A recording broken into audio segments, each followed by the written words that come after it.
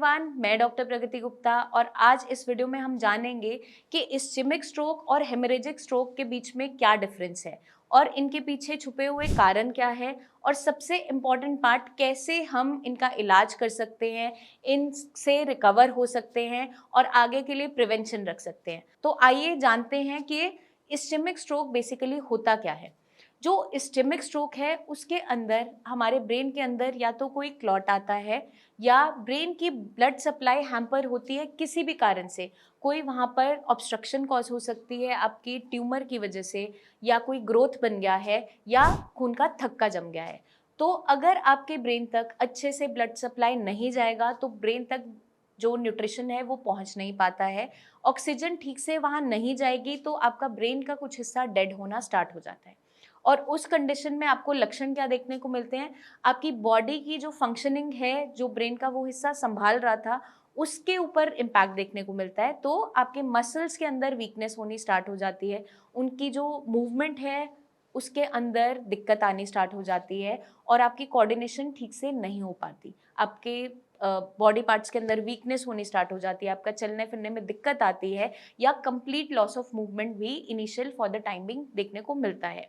तो जो ischaemic stroke है ये ज़्यादातर उन लोगों में देखने को मिलता है जो ऑलरेडी बीपी, हाई बीपी से सफ़र कर रहे हैं या डायबिटिक हैं या साथ में कोलेस्ट्रॉल बढ़ा हुआ देखने को मिलता है। तो जिन लोगों में वज़न ज़्यादा देखने को मिलता है, ओवरवेट हैं जो लोग, या डायबिटीज़ के शिकार हैं, या उनका बीपी अनकंट्रोल्ड रहता है, या फिर उनका जो लिपिड प्रोफाइल है वो डीरेंज्ड है, उनका जो कोलेस्ट्रॉल वैल्यूज़ है वो बढ़ती चली जा रही है, तो उस कंडीशन में ज़्यादा चांसेस होते हैं इस्चेमिक स्ट्रोक के होने के।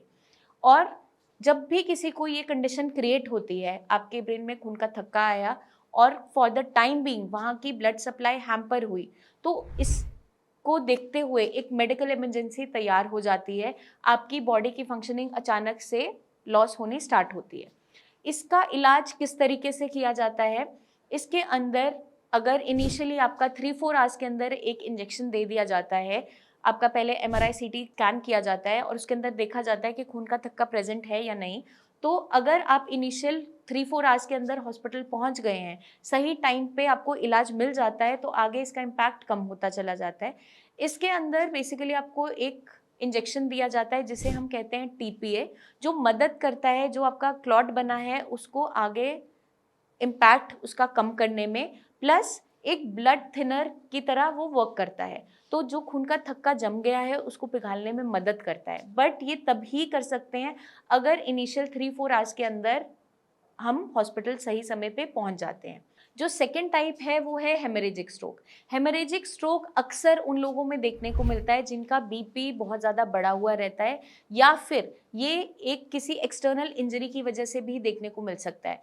फॉर एग्जाम्पल कोई आपको चोट लगी, एक्सीडेंट हुआ, हेड इंजरी हुआ, जिसकी वजह से ब्रेन के अंदर की जो नसें हैं वो फट गई और वहाँ पर खून कलेक्ट हो गया। अब जब ये कंडीशन क्रिएट होती है तो हमारे ब्रेन के अंदर सूजन आ जाती है, जिसको रिलीव करने के लिए अगर वो उसका इम्पैक्ट बहुत ज़्यादा है और एडिमा बहुत ज़्यादा है, सूजन बहुत ज़्यादा प्रेजेंट है, तो कुछ कंडीशन के अंदर हमें सर्जरी भी करनी पड़ती है और वहाँ का प्रेशर को रिलीज़ किया जाता है ताकि आपकी बॉडी पे जो इम्पैक्ट है स्ट्रोक का वो कम हो सके।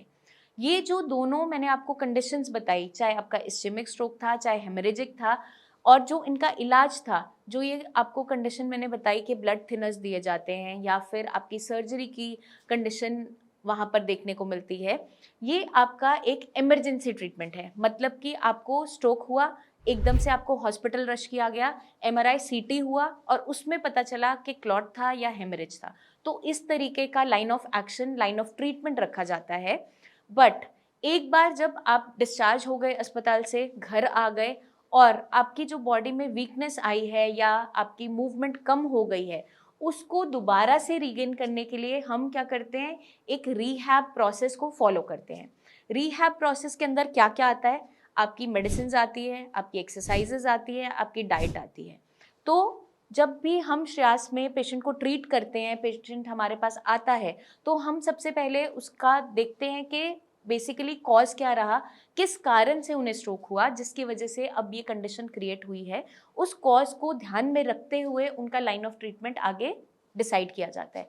तो उसके अंदर हम उनकी जो दोबारा रिकवरी लाने के लिए प्रोसेस को स्टार्ट करते हैं, उसके अंदर हम आयुर्वेदिक हर्ब्स का इस्तेमाल करते हैं, आयुर्वेदिक मेडिसिन का इस्तेमाल करते हैं, जो आपकी न्यूरोप्लास्टिसिटी को एक्टिवेट करने में मदद करती है, ब्रेन के अंदर दोबारा नए कनेक्शंस बनाने में मदद करती है, और ताकि आपका जो ब्रेन है वो सिग्नल भेज सके आपके हाथ पैरों तक दोबारा से मूवमेंट के लिए। तो ये कैसे हो सकता है? बार बार आप एक्सरसाइजेस कीजिए, रेपिटेशन के साथ कीजिए, अच्छी एक हेल्दी डाइट लीजिए, और साथ के साथ हम आपका एक प्रॉपर 1 मंथ का जो प्रोसेस है इनिशियली फॉलो करते हैं, जिसके अंदर हम पेशेंट को गाइड करते हैं कि इन सारी चीज़ों को आपको फॉलो करना है। जब आप 1 मंथ के लिए इन सारी चीज़ों को फॉलो करते हैं, तो आपकी जो प्रीवियस कंडीशन है और प्रेजेंट कंडीशन है उसको हम कंपेयर करते हैं with the help of videos. आपकी प्रीवियस कंडीशन की वीडियो देखी जाती है और आपकी प्रेजेंट कंडीशन की वीडियो देखी जाती है आफ्टर ट्रीटमेंट। उससे हम असेस करते हैं कि पेशेंट की जो स्पीड ऑफ रिकवरी है वो कैसी रही।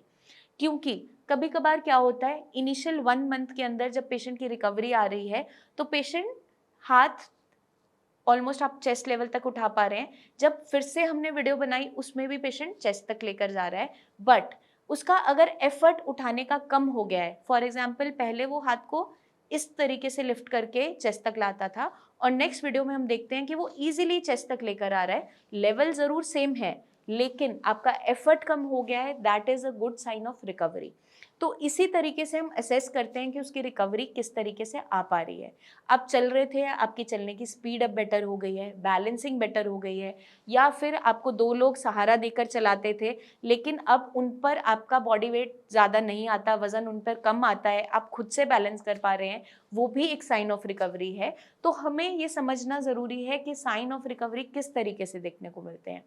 तो मैं उम्मीद करती हूँ ये वीडियो आपको समझने में मदद करेगी कि स्ट्रोक के अंदर आपके ब्रेन में ऐसा क्या हो जाता है जिसकी वजह से आपकी बॉडी की जो फंक्शनिंग है अचानक से एकदम से रुक जाती है, और इसका इलाज हम किस तरीके से कर सकते हैं, कैसे दोबारा से इंडिपेंडेंट हो सकते हैं, अपनी नॉर्मल लाइफ में वापस आ सकते हैं और अपने जो डेली रूटीन वर्क है उसको दोबारा से कर सकते हैं, हैप्पीली ईजिली आगे की लाइफ जो हमारी है उसको हम जी सकते हैं। क्योंकि इसके लिए आपको ज़रूरी क्या है, विल पावर को स्ट्रॉन्ग रखना, चीज़ों को समझना। क्योंकि अगर एक बार आप कारण समझ गए किस कारण से आपको लकवा हुआ है, इन फ्यूचर इसकी रिकरेंसी को आप वहाँ पर रोक लेते हैं।